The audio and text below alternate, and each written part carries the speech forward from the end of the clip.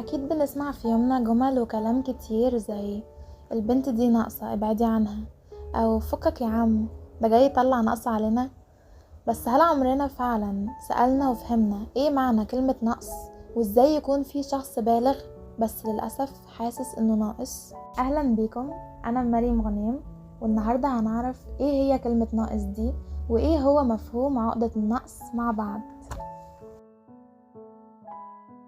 عقدة النقص بتبتدي من الطفولة زي أي اضطراب أو مرض نفسي، وبيكون سببها حاجات كتير زي شعور الطفل بالإحباط من ناحية أهله أو مدرسينه، أو تريقة صحابه عليه على حاجة هو بيعملها وبيحبها. وبيكون كمان في إلقاء لوم عليه مستمر، لما بيغلط في حاجة دايما بيحسسوه بالفشل وإن عمره ما هينجح لو فضل على حالته دي، فبيترسخ جوه عقله اللاواعي أو عقله الباطن إنه إنسان فاشل ومش زي صحابه بل أقل منهم كمان. ده بيخليه لما بيكبر وينضج يكون خايف من الإقدام على أي خطوة جديدة أو أي قرار في حياته، لأنه مهدد دايما بالفشل وخايف من تعليقات الناس عليه.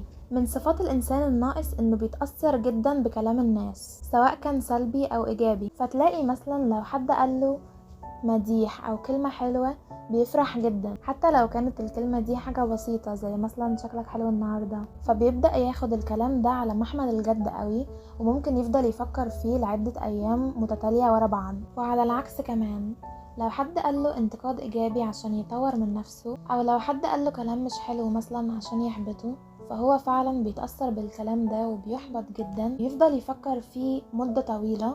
ممكن كمان الحوار ده يوصل معاه لمرحلة الاكتئاب والانزواء عن الناس عشان حس ان عيوبه كده مكشوفة على الملأ وكل الناس شايفة عيوبه وبتهاجمه عليها، فلازم ياخد رد فعل كبير جدا، وهو انه يحاول باقصى مجهود انه يخفي عيوبه دي. وده بينتج عنه سلوكيات عدائية تجاه الناس زي مثلا الاستهزاء بالناس والسخرية بالهزار او التنمر عليهم عشان يسلط الضوء على الاخرين وعلى عيوب الاخرين بدلا من تسليط الضوء على عيوبه هو. وبيفضل يحاول يخفي عيوبه وهو مش قادر يتقبلها، ومش قادر يتقبل فكرة ان ربنا خلق كل انسان فيه الحلو والوحش، لانه بيخاف من المواجهة ومش قادر يقبل على قرار مهم زي معرفة عيوبه ومحاولة تصليحها، لانه حاسس دايما انه هيفشل في اي مهمة او حاجة هيدخل فيها.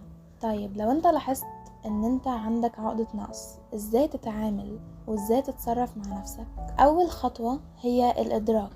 لازم تكتشف نفسك وتفهم ايه هي عيوبك وايه هي مميزاتك، وتبتدي تميز افعالك ومواقفك وطريقة كلامك وتعاملك مع الناس. لازم تشيل من دماغك موضوع الناس بيقولوا ايه عني او بيفكروا فيا ازاي، لان رأي الناس سواء كان ايجابي او سلبي فهو ملهوش اي اهمية قد رأيك انت عن نفسك. ما تقارنش نفسك بغيرك، قارن نفسك بنفسك.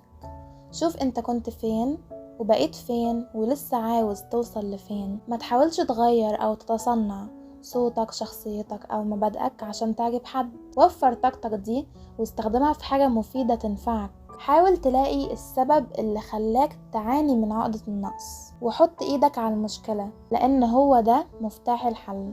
وعشان تساعد نفسك انك تكتسب ثقة، حط لنفسك مهام يومية تعملها كل يوم. لما تنجز المهام دي ده هيشجعك انك تبتدي تعمل مهام اكبر، زي انك تاخد خطوة كبيرة في حياتك سواء كان مشروع او اي حاجة تانية تغير بيها حياتك. اكتشف مواهبك، واوعى ابدا تقول لنفسك انك فاشل او غبي او مش قادر، وافتكر ان نفسك ليها حق عليك بالظبط كأنك بتنصح حد زميلك او حد صاحبك. هل هتقوله انت فاشل ولا هتقوله انت تقدر قوم اعملها؟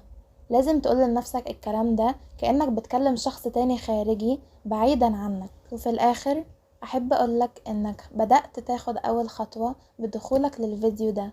انت بدأت تكتشف نفسك وتشوف انت عندك عقد ايه وتعالجها. لو انت لاحظت الصفات دي في شخص وحابب انك تساعده ازاي يعالج نفسه من عقده، فاستنوا ان شاء الله الجزء الجاي هنتكلم ازاي نساعد الاشخاص الاخرين وازاي نقدر نقدم لهم الدعم بدون ما نسيء اليهم او نحسسهم ان احنا بننتقدهم ونضايقهم اكتر. وهقولك كمان ازاي تتعامل لو الشخص الناقص حاول يقلل منك او يحرجك وسط اصحابك. كل ده في الحلقة الجاية ان شاء الله على قناة مع بعض.